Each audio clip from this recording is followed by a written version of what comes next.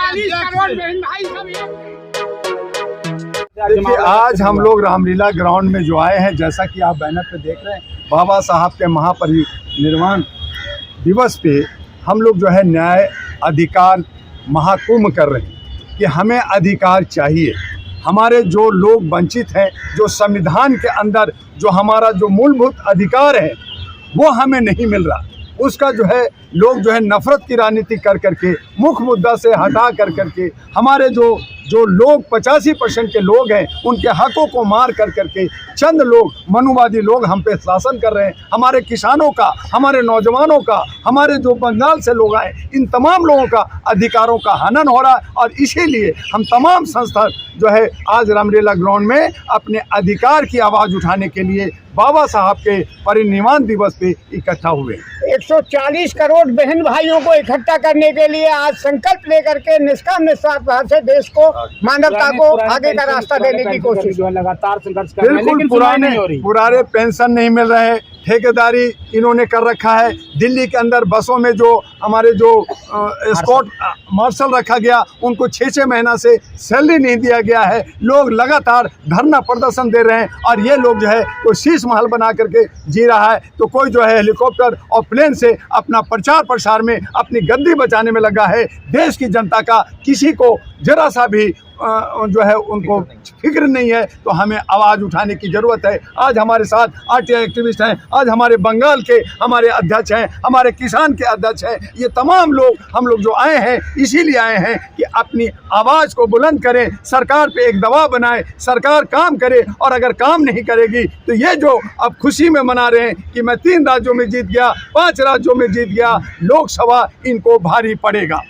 Iron national party किस तरह से इन लोगों के साथ चलेगी, किस तरह से इन लोगों के साथ? हम लोग जो है सुशासन की बात कर रहे हैं। हम लोग कह रहे हैं कि रोटी कपड़ा मकान बेरोजगारी की जो आवाज़ उठे, और जो लोग आवाज़ उठा रहे हैं वो लिखित रूप में एफिडेविट दें कि अगर वो काम नहीं करेंगे तो उनकी चल अचल संपत्ति जनता में बांट दी जाएगी, और अगर काम नहीं किया तो आजीवन उन पे जो है चुनाव पे रोक लगेगा।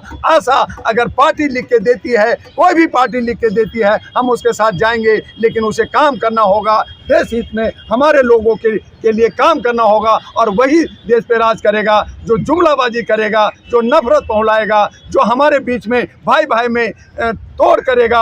हम ऐसे लोगों को बर्दाश्त नहीं करेंगे, उन्हें हारना होगा। प्रधानमंत्री नरेंद्र मोदी ने नारा दिया था सबका साथ सबका विकास, लेकिन जनता जो उन पे भरोसा करी तभी तो कई राज्य में उनकी जीत हो रही लगातार। मैं बता रहा हूँ, यहाँ पे कल जो होने वाला है, ऑल ओवर इंडिया से यहाँ पे आएगा ऑल ईपीएस पेंशनर्स। ये ईपीएस पेंशनर्स के साथ ये जो केंद्रीय सरकार जो धोखाधड़ी कर रहा है, जो वंचना कर रहा है, आप लोग सुनेंगे तो हंसेंगे। मैं देश के प्रधानमंत्री को बोलना चाहता हूँ, जो एक एमपी को, एमएलए को जो 10-10 पेंशन होता है, यहाँ का पेंशन कहाँ है? क्योंकि सबसे हंसी का बात है, जो बोलता है हम भीख नहीं मांग रहा हूँ, वी आर नॉट बेगर। हमने 30 साल, 35 साल, 40 साल नौकरी किया, हमने कटवाया, हमने कंट्रीब्यूशन दिया, हमारा एक आदमी का 20-20 लाख पड़ा है। कहाँ गया वो पैसा? आज बोलता है उसका इंटरेस्ट पे हम लोगों को अच्छा पेंशन देगा। क्या पेंशन दे रहा है? बोलता है मिनिमम 1,000 देंगे, लेकिन 75 लाख ईपीएस पेंशनर से इसमें 23 लाख लोग जो 1,000 का नीचे मिलता है। और सबसे बड़ी बात है, मालूम है क्या है? आज हमको अगर 1,000 मिलता है, मुझे मरने के बाद मेरा मिसेज को 500 मिलेगा। क्यों भाई? मेरा जो प्रिंसिपल अमाउंट है वो तो आपका पास ही है। और सबसे बड़ी बात है, मैं मरने के बाद, मिसेज मरने के बाद कार्पास किसी को नहीं मिलेगा। लूट रहे हैं लोग। 7 लाख को 20 करोड़, 7 लाख 20 करोड़ रुपया उनका अनक्लेम अमाउंट पड़ा है, लेकिन हम लोग को नहीं दे रहा है। इस बार हम छोड़ेंगे नहीं। और इसी अधिकार के लिए हम लोग जो है रामलीला ग्राउंड में पूरे भारत के तमाम संगठन आए हैं, और ये आवाज हम बुलंद करके जाएंगे। भाई, इस बार में राष्ट्रपति चुनाव का कैंडिडेट निर्दलीय के रूप में 75 साल में हरियाणा से कोशिश की थी, और मैं किसान पार्टी ऑफ इंडिया का पूरा देश का कार्यवाहक अध्यक्ष हूँ। और इस सारी व्यवस्था को सुप्रीम कोर्ट पे मैंने आरटीआई लगाई है। आरटीआई का जवाब सेकंड अपील के लिए सीआईसी सेंटर भेज दिया।